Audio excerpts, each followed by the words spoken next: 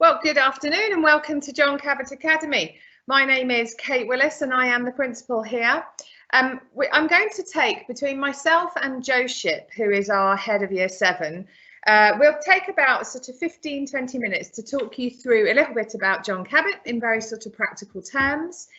If you have any questions as we go along, please just post them in the chat, and then what we'll be able to do is kind of group them together, because typically lots of parents tend to ask the same sort of thing. So we'll group them together and then we'll be able to answer your questions towards the end.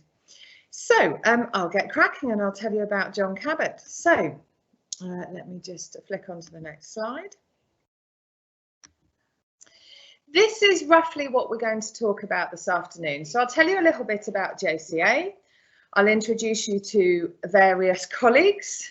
We'll talk a bit about how we communicate most effectively. We'll talk about the school day, about curriculum, homework, assessments, very practical things. I'll talk about uniform. I'll talk about ready to learn. And then my colleague Joe, who is sat just over 2 meters away from me, will talk you through some other practical issues. It's about bullying. We'll talk mobile phones and social media. We'll talk about the first few days and weeks and months and what you expect of us. We'll talk about attendance, we'll give you a few tips, and we'll tell you about the summer of fun. So you had maybe a moment or two right at the start to have a look at the vision for JCA. So what we want to do is have your children leave us really empowered with a brilliant sense of their self, their place and the agency to go and fulfill their potentials. That's what we want at the end of our 5 years. And we're going to do it in 3 ways. So we'll do it because we will inspire them through their learning. We as teachers love learning and we will pass on that inspiration. We will do it by nurturing your children as individuals so they develop that real sense of self, and we will do it working together very much as a community. So let me talk to you about a few key individuals. So the who's who. First of all, that's me, dreadful picture, they always are. I'm Kate Willis and I'm the principal. To the right of me is Chris Ballard, who is the vice principal, and underneath are 3 colleagues, Miss Searle, Mrs. Reed and Mr. Cormack, who are our assistant principals. And then the year 17. So I've chatted a little bit about Jo. She is our permanent head of year 7 and transition. So a real specialist in supporting students from primary school through to secondary school.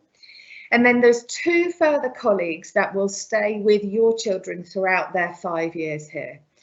Miss Marshall and Miss Dunhill. So they are our student support leaders, our SSLs. They are non-teaching colleagues and they are the key sort of pastoral adults for your children and really the go-to people for you as parents.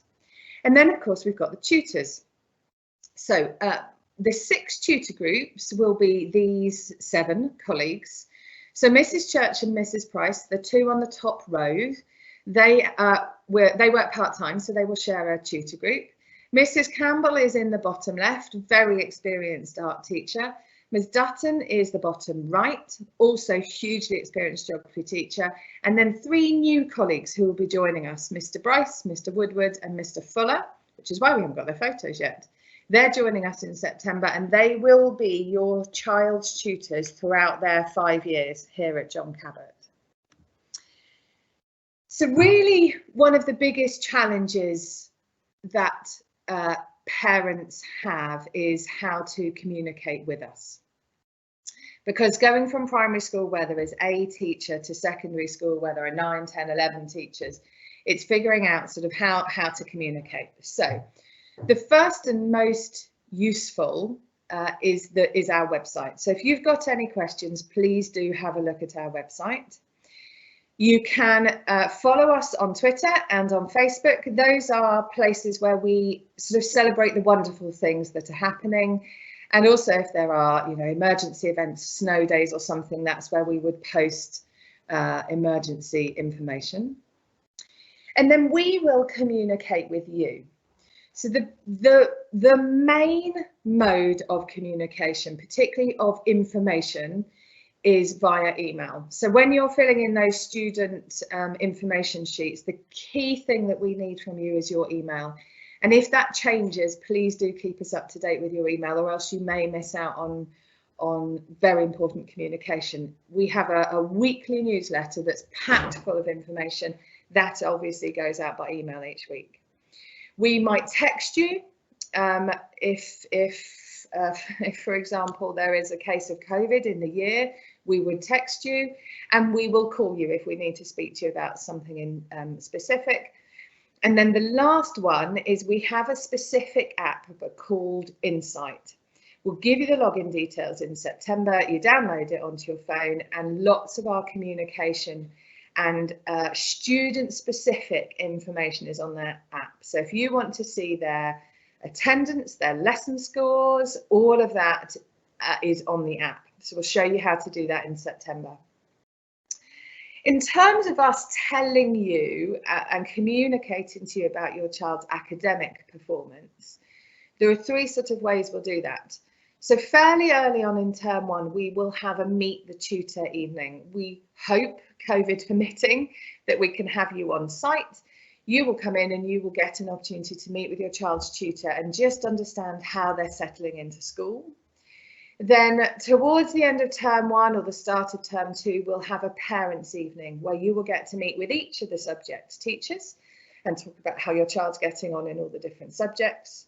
And then throughout the year, we will also send you 2 written reports that give you a bit of data and a comment from the tutor in terms of academic performance. Then you might need to contact us, and I know this is the bit that people find harder moving from primary through to secondary school. So the key way to contact us is email the info mailbox. So that's that email address there, or call us. Unless it's an emergency, we worked with parents to commit to a 5-day return for your inquiries. So just bear with us as we manage that communication.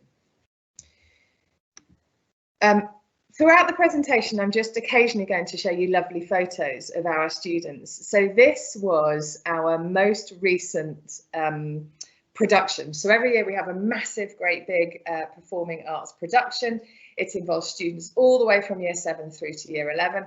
This was the most recent one that we haven't been able to do one this year because of COVID. So I'm determined that we get one in next year. So if your children are at all interested in performing or playing, or indeed the backstage AV work, there's hundreds of opportunities for students to get involved.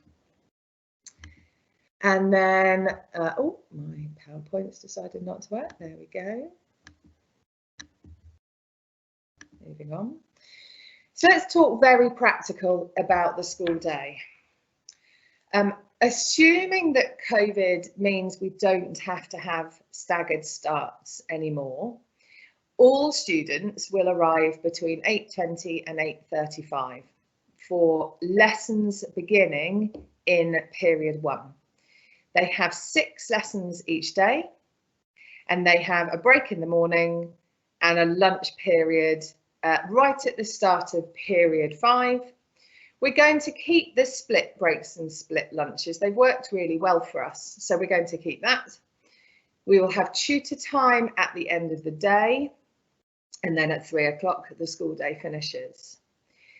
Their curriculum is that full list there. And then at the end or during year 9, students then get to start choosing their options. So from that list and other subjects for what they want to study at GCSE. There are 2 significant periods in the year where students will do formal assessments. So we will test how they're getting on academically. That's in term 3. And in term 6, and then we will write to you with a report to tell you how they're getting on. And I would expect to receive a piece of homework each week from each subject. Now that may feel a bit overwhelming, but it could be as simple as learning some simple vocabulary for Spanish, or going on to a kind of online quiz for science. So it keeps them sort of topped up, keeps their subject knowledge high to enable them to succeed in their lessons. So that's the school day. Another lovely image. This is World Book Day. In World Book Day, all of our staff have to dress up. And so there is one of our English teachers dressed up in their English lesson. Moving on. So uniform. If you've got any concerns or questions about what is the uniform, please do have a look at the website. I went through it really, really carefully with a fine-tooth comb last week. It's absolutely correct. So in terms of our main school uniform, the compulsory bits are a tie. You can buy that from Trutex, which is our uniform supplier, or you can buy it from reception here. White shirt, a skirt or black trousers, not jeans, not leggings, trousers, tights or socks, and then black leather shoes, not trainers. And then you can have either a blazer or a jumper. You're probably going to need one or the other because it does get cold in the winter, but it's your choice of blazer or jumper. And then PE uniform. So PE kit. The compulsory bits are the polo shirt, which you can see in the image on the left, and the hoodies, which you can see in the image on the right. And then you can have any kind of navy joggers or shorts as well. There are a whole range of branded kind of leggings, shorts, jogging bottoms that you can buy if you wish. If your child wants to wear leggings, we want you to buy the JCA ones, only because some kind of, other store ones can get very see-through. Then you need some socks, you need some trainers, and then we need football boots with, and I've learned all about this, less than 15mm studs or Astro trainers, just because we've got the brand new Astro. As I say, any questions about uniform, please do refer to the website. It's really clear. And I spoke to the lady from Trutex today. They've got all the stuff in. They are ready for you to place your orders now. This is a lovely photo. So we had a completely student-led fundraiser in the course of the last month, raising money for the victims of the conflict in Gaza. They raised over £1,000 with their own clothes day and their cake sale. Some lovely images there, and really lovely to see that kind of student-led fundraising.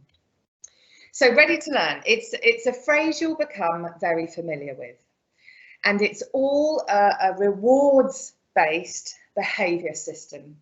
So in every lesson, every day, instead of taking the register, the teacher will award your child a lesson score, and you'll be able to see them all on the Insight app that I talked about earlier.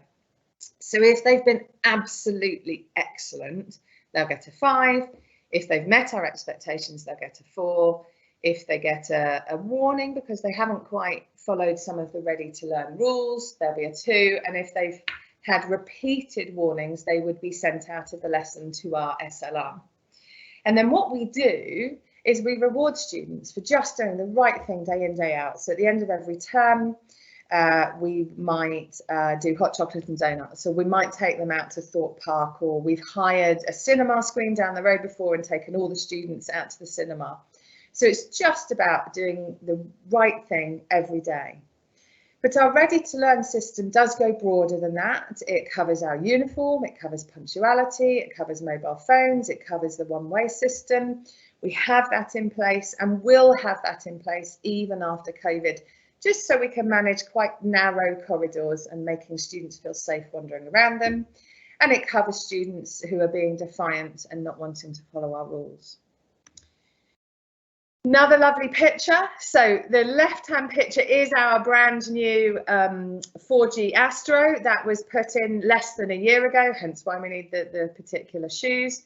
And in the bottom corner is that's actually one of the England basketball players coming in and doing bespoke coaching for our students in our gym. So loads of sort of PE facilities for students to use and get involved with in terms of clubs. I'm going to step out of the picture just for a moment and let Miss Ship now talk to you about a few more items. Over to you.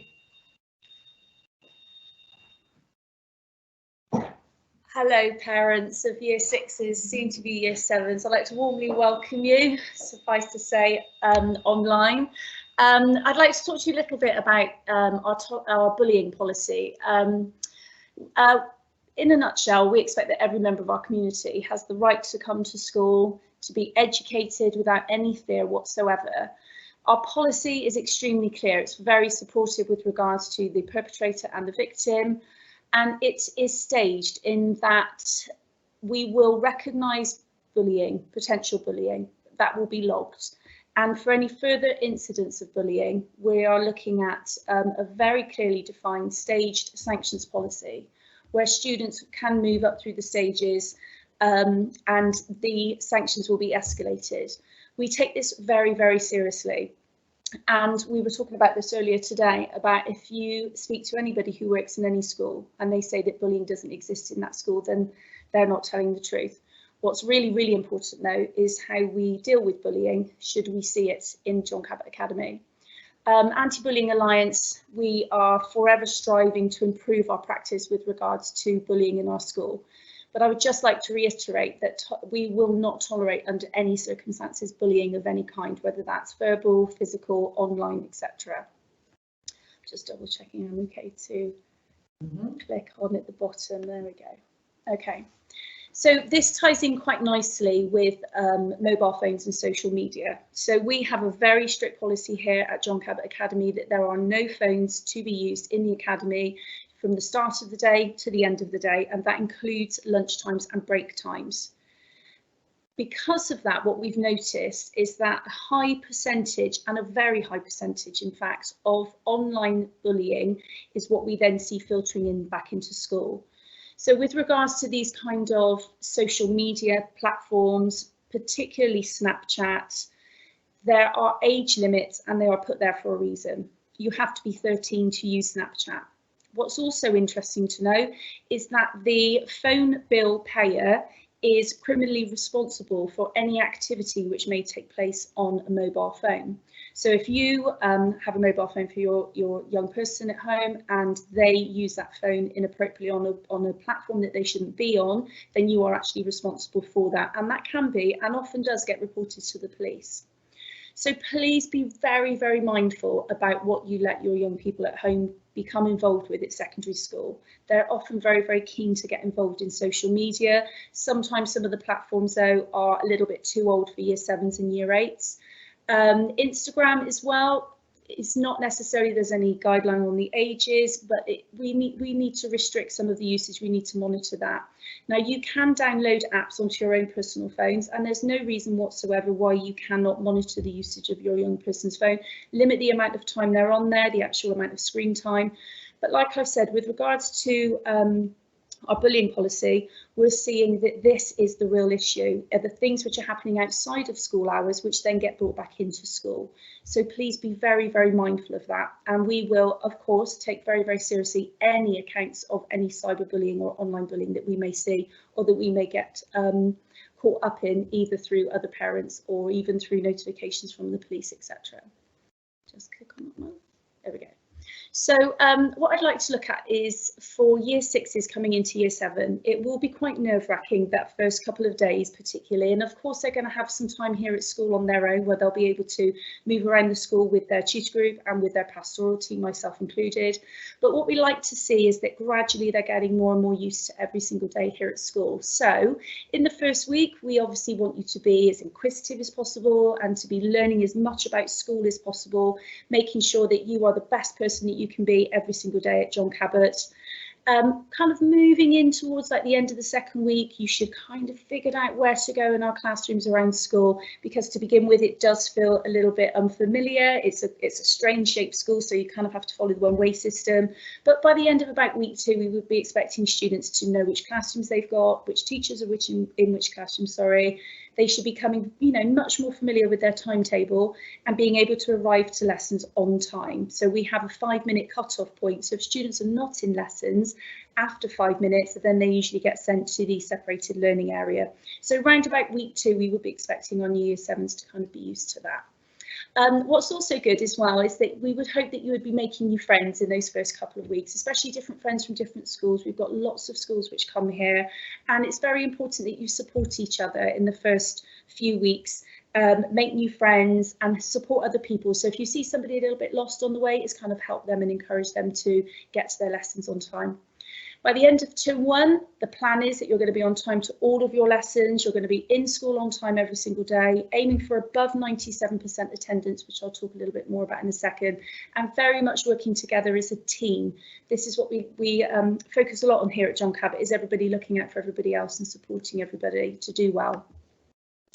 So a little bit about attendance. So attendance is an interesting one. Our target here at school is 97%, and we have lots and lots of students who get 100% attendance every year. Now, we know that throughout the year there will be instances of young people becoming poorly, etc. But we're looking at students making sure that they try to get in every single day and on time. So when they wake up in the morning and they're a little bit tired, or they wake up in the morning and they think they've got a bit of a headache, is to have a good drink of water, kind of get yourself into school and see how you get on, because 9 times out of 10, by the time you've got into school, you feel much, much better. If you look at attendance as it drops off, you only need to kind of be dipping down between about 10 and 20% of school attendance, which is say between 80 and 90%. And only 35% of young people will manage to get good qualifications in English and maths with attendance, which is around 90%.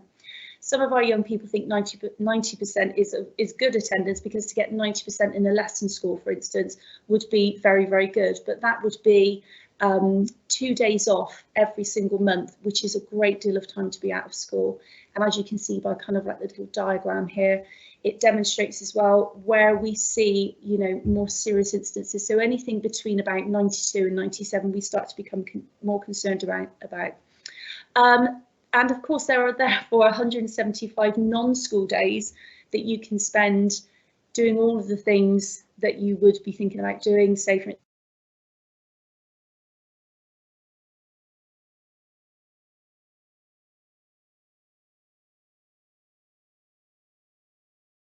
on time and regularly. There we go, a few tips. These are not limitless, of course, but a really good idea for getting ready every day is to have a morning routine, and that might fall over into the weekend as well, is to set that timer on the clock in the morning to get up, to have plenty of time to get ready. Whenever possible, stick to it on a Sunday night as well, so you're ready for Monday morning. Figure out how long it takes you to get to school, whether that's on the bus, whether you're driving, on a bike, on a scooter. Always add on a few minutes extra as well, so you're not leaving it last minute and kind of coming into school in a bit of a rush. Have a few practice runs as well. So before the school year begins, is have a go doing maybe the bus journey, or coming to school in the car, trying to take different routes if possible. A really good tip is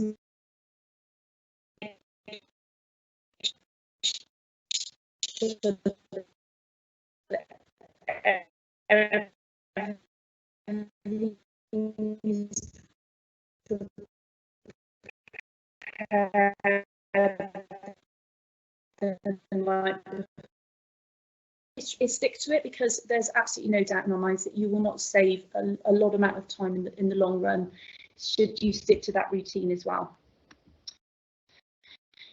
So a little bit about the Summer of Fun, which I'm sure you've heard about, but the Summer of Fun is going to be a week which is running from the 9th until the 30th. It is an invitation to come on site and be involved in lots of different activities.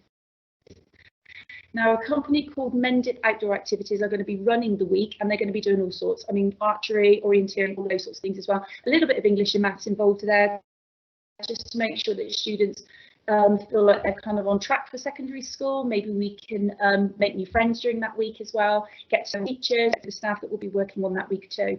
So this is going to be a really good opportunity for your young people at home to be able to bond with new friends and just to alleviate maybe some of the anxiety they might have. Not sure if everybody's aware of this, but this is completely free, including the lunches. You will need to make your own way here in the morning and then obviously getting your own way home. And the deadline for applying for this is the end of this week, which is on Friday, the 2nd of July. You should have received correspondence from a lady called Julie Jarrett. She has personally asked me today to ask you if you wouldn't mind contacting her to let us know whether you are 100% interested or not interested. And also with regards to the transition week, which is taking place this week, and we've met some lovely young people already today, is can you please let Mrs. Jarrett know whether you'll be attending this week as well? That can either be a phone call or an email. That would be really, really helpful. I think I've just... Yeah. So shall we have a look at some of the questions that we've got coming through? That would be great, because I can see we have some questions. We have 8. I can't see them. I'll let you do that. Thank you very much. So let's have a quick look at the questions that we've had come in. So first one is about music tuition forms. Do they need to be handed in or before term start, or can they be handed in at the beginning of the academic year? The beginning of the academic year is absolutely fine. Oh, right, there's a couple. There we go. So we will, there's a question there about parents and should children be with you. Yes, of course they can be. And what we've done is we will tape this, it's being recorded, and we'll be able to post it on our website. So if you go to the Year 6 transition bit of our website, probably later tomorrow, you'll be able to see a recording of this. So if there's anything that you want to watch with your child, then you absolutely can. Let me have a look at a few more questions. I believe in Insight you can link your other child, so you don't need to have 2 separate accounts. That's nice and easy. We would have been chasing you for forms if we had not received anything. So if you sent it back to us and we've not chased you for anything, then you know that we've got it. That appears to be all of the questions that we've had. So it just, if there's any more coming through now, please do post them now. I will stop talking. It just remains for me to say a huge thank you for coming this evening.